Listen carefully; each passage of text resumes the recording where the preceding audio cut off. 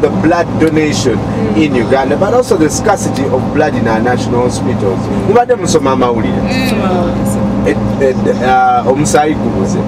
And the people at the Uganda Blood Transfusion Center say, you know what, we don't have enough testing kits. But the question ultimately is, why aren't people giving blood? In a population of about 34 million people, only 170,000 and at one point everyone might need blood. Right. So you're going to and more, but also if you've never donated blood, watch out here and the myths surrounding blood donation. So please follow our discussion on Twitter, get an echo SMS or to 6565 neku Facebook twabuze chibuzo which is facebook.com/minabuzuganda or tubule choroza kunamabu. Why aren't you donating blood? That people have not been sensitized that actually they should donate blood. Then some people have phobia somewhere. Some people think they're going to test them for HIV. And the moment they think about that, they refuse to donate blood. Another reason could be poor nutrition. The people you're asking to donate blood are poorly fed. They don't have enough blood for themselves, and you're asking them to donate blood to give what the little they have. That's nice. And another reason is that people are sick. People are already sick. People have several diseases. Women are always pregnant. We have so many pregnant women. We have failed to control the population growth in this country. So people are pregnant.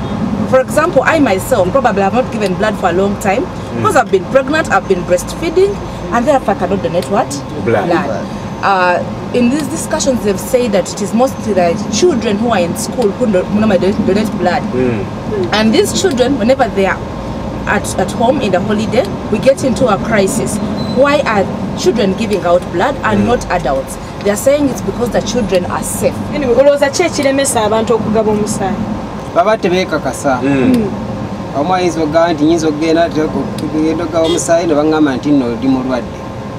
Ekyo nakyo kireeta okweraliikira mu bantu lwaki tebagaba omusaayi. There's one interesting scenario. Me as a journalist had gone to cover blood donation. Okay. Nebayita guy omuwamuwayi jangu tuwe ku musaayi. Nga ndaba guy tali steady bulungi nnyo.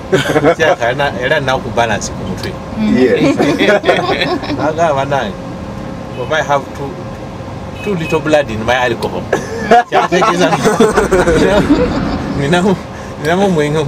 Ninamu musaayi mutono nnyo mwarajiwa. Yes. Which means actually it brings back that statistics we ever had that Uganda is one of the leading consumers of alcohol in the world. So if the man wakes up when he's drunk and you're expecting to get blood out of him, so sensitization and working on the issue of alcoholism is something here the government has to come out and work on this. Wali ogezezaako oba just to go and try to see if you are a potential donor? Wali ogezezaako? Nsigezangako olw'ensonga ekisooka abajjamu omusaayi tibatusomesa bulungi ne batunyonyola lwaki tugaba omusaayi. People need counseling and guidance first. Because there are people ate n'abantu n'obwavu bungi kati ne bwemugamba agamba I have to keera saawa 10 gwa kumakya ngende nsuubule sirina budde kugaba musaayi. I need literally the whole day to be able to kati nawaka addako late saawa 5 gwa kiro otumu expecting agaba musaayi. Baba we reason lwaki bagaba omusaayi yes fena tugimanyi omusaayi gwe tambulirako biki naye abantu as Uganda ni here tutegeera tulwawo okutegeera tulina emputu we are big headed. Yes. For sure kati ekyo kyokka kisooka okwetaagisa n'okutereezaamu kokozi ne bwogenda mu ddwaliro omusaayi neeguba weekuli okugufuna lutalo kati abantu nabo babikaminga big headed ne bwekaba kaki ne bwegaba mazibuzi kiba kizibu kozi kati ate kansoke nkugambe ogamba oluzungu kozesa oluzungu fe ujja kusulako naye yogera abantu mwogere n'abantu bennyini ate counseling and guidance first. Nti bagenda oba olwadde tebagenda kukebera oba biki kale there is the way you handle them. Kozi buli omu abatya abalala nze ndina bweguti tagenze nasooka mpima kulaba liters aziweza oba ali below. Kale ekyo kyetaaga nnyumbani. Let's look at Sarah Mutegombwa, who is program manager blood donor recruitment at the Uganda Red Cross. But come out to know some of the myths surrounding blood donation. Ate nawe ombulire nti oba agabo musaiche otunyonyole cha what happened at the place itself. So that atalaba amanye nti si surgery nti bakusalako wano. Kantu katono nnyo ke bakola. Right. Take a look at this.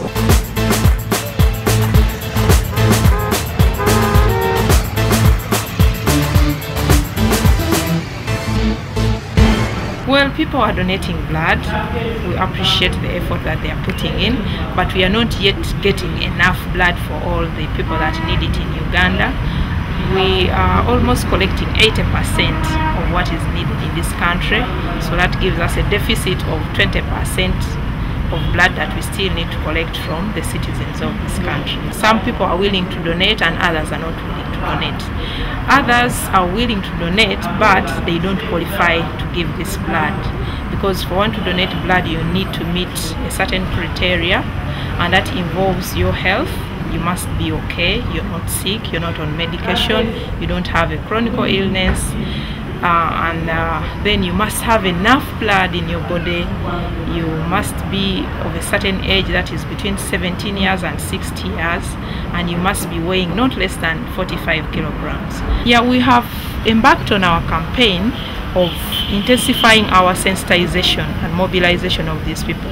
You know, people want headlines, and you know, when there is a crisis everybody will come out. So we are seeing a gap that some people are not aware that actually this blood is needed almost every day, therefore it must be donated almost every day.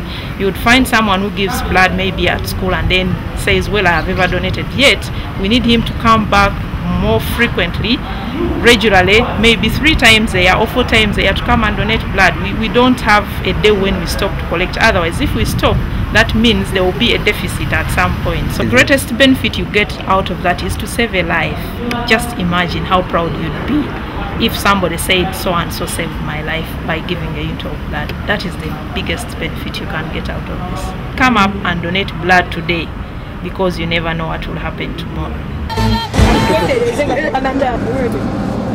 Have you ever donated blood? Once at school.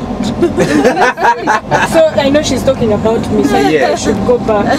The greatest benefit is to save life. Wouldn't you want to be a hero in that way? But now, no gambanze by the Wednesday ngabo musai mirundi na every year. So, wandyagadde okugaba omusaayi kyokka tugenda kuwulira bulizi gundi ku tvs mbu tewali musaayi tuba tetukimanyi tebatuwuliranga singa baba batuwulidde nga si byakulaba ku tv nti omusaayi guweddemu mu ggwanga biki ne bawulirira abantu ne batugamba ye omusaayi naffe tuba tusobola kugaba omusaayi. Nze mbadde nteesa. Yes. Eno department ya blood donation bandibadde nga basanga abantu ku mirimu, kubanga Ugandans today tuli baavu, buli kaseera tubeera mu kunoonya mirimu. So kyandibadde kirungi nga batusanga ku places of work, awo tuyinza okugaba omusaayi, kubanga omuntu obeera busy buli kaseera odde. Right. So, because they've started a door-to-door HIV testing, bakole door-to-door blood donation, will that be effective? Some of you chase people away from your homes and offices. Because people doesn't know what blood donation is. So it's a question of sensitization. And I think they could also use religious leaders so that they come to the churches and really have advocacy at the church and sensitize people and call upon people at the church that actually churches, mosques, whenever they are their gatherings, because you find that these days systems of gathering have broken down. We no longer have LC meetings where probably they would meet us. It should be someone of moral authority to come and tell the public, go and donate blood. Right. As Like my a sister, religious as a religious person. leaders, yes. Right. Then there should be proper accountability for this blood. I donate blood today, tomorrow I don't have blood. Then whom am I giving it to? Yes.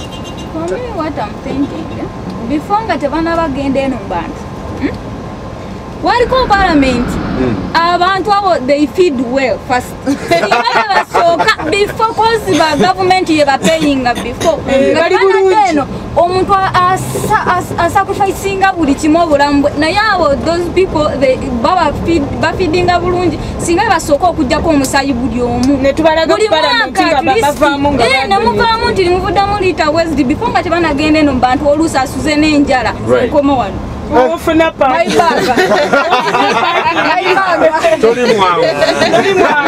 I like this. ba MP batatuke ku ba MP bayoke batubuze ambala sure Thank you very much. bambi webali Well, that's a very good thing, you know, if the leadership starts then tujakuba tutandika yenze wendaba MP wange ngagaba omusayi nyinza okukwatibwa ku nsonyi and I give blood. But there are also other myths like seasonal allergies. Abamukume muganze nina allergy so sisobola gaba musayi. Batugamba nti even those that need to be controlled by medication, that cannot prevent you from donating blood as long as you're feeling well at that particular point of donation. Yes. You can give blood. High blood pressure sebo again join us manya diabetes sukari. Well, you know chebagama as long as your pressure is below, it's 180 over 100, you can give out blood. so ogenda osoka nogenda yo ku blood donation joint ne ba measuring they can't take your blood if you don't qualify. So you go and they first measure you. If you're good, they take your blood. If you're not, they can't take your blood. So tewenyoma nga tonagezaako so kogezeeko laba oba osobola. As long as it's below 180, which is the top number, and of course at the time of donation it is also below 100, which is the bottom number. 180 over 100, as long as it's below, then you are in good position to donate blood.